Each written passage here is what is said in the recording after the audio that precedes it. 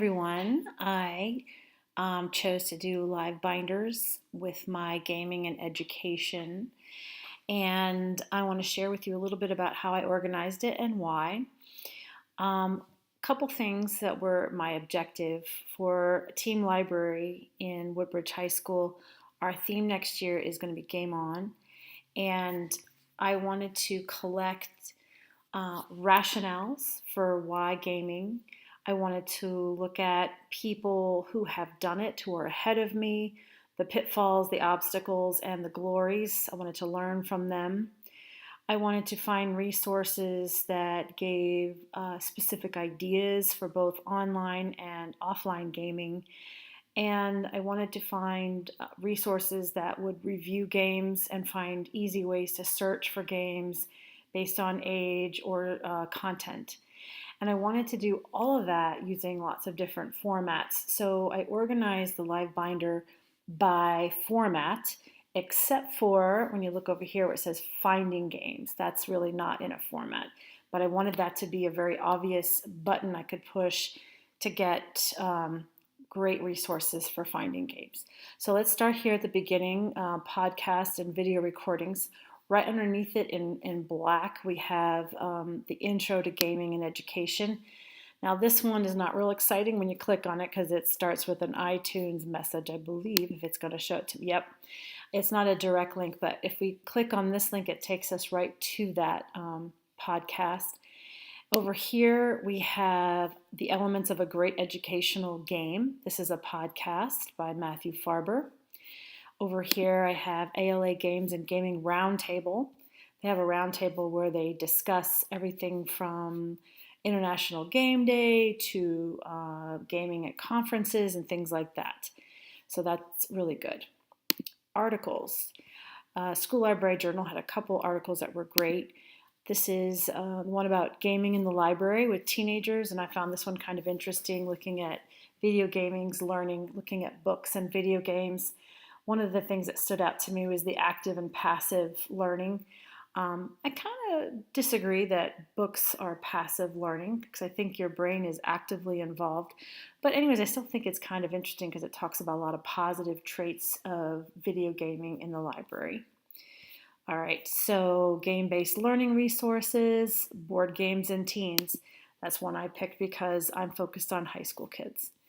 All right, now not to say that there's not stuff in here for everybody, but it is a little focused on our high school. All right, websites and presentations. Gaming in the school, this Prezi is really great because I imagine there'll be some professional development where I'm going to need to talk to teachers about what I'm doing and why. I really thought this was kind of cool, using hashtags, Wikipedia, and memes to game for the purpose of creating and critiquing civic media. I thought that was really kind of neat.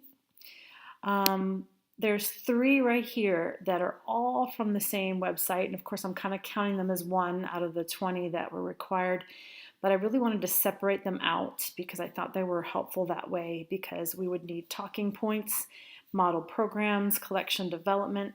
Some of this also would fit into finding games because it lists some ideas.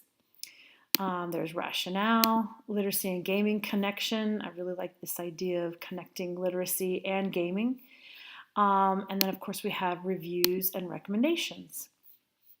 And this one includes all kinds of different groups: preschool, elementary, gaming and dyslexia. And over here we have categories where we can look at that information. Now in blogs and wikis, I thought this was really helpful as far as when we need to get support for gaming in our library. We want admin support for game-based learning, and here's a piece on that. Gaming in the library, here's a blog. Haha, it's me. It kind of tickled me that when I was searching for blogs, my blog came up, so I thought I'd stick it in there about where I'm at with this process of gaming in the library. Gaming to increase readership, again, linking everything back to literacy and reading because that's all a big part of the library. Here's some great tips and different formats. We've got classroom management, integrate all kinds of things. So, and then over here, a wiki from ALA. And I really like this quick wiki because it has got a lot of things like National Gaming Day, board games, video games, other resources right there. Really easy to get to. So I like that. And then, of course, this is my big section because I want to be able to look up games. We've got all kinds of things we could touch here. We've got the game advisory. We've got tools to make learning games. I like this one because you could custom make your own learning game here. Collection development recommendations, the ones I showed you before. There's a game index, mostly for video gaming. These are board games by age group. I like this one because it's Mensa Mind Games. This one does not look fun to look at, but I will tell you that from different searches I've made, this site was recommended more than twice in terms of searching, and they recommended using the advanced search for when you're looking for your game. And that's all. So thank you very much.